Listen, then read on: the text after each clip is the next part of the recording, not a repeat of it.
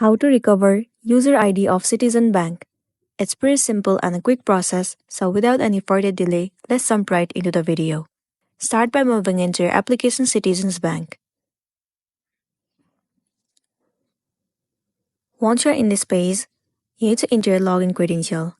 But in case if you've forgotten your user ID, then you can simply click on Forgot your user ID or password right below Login. Wait for a while for it to load. Tap on Allow.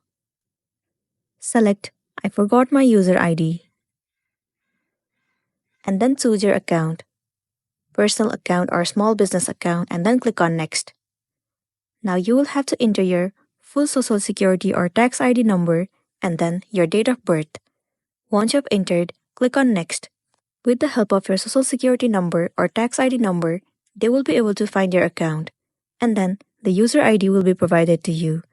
So that's a wrap for this video. If it was helpful, give it a like and check out our next tutorial. Thank you.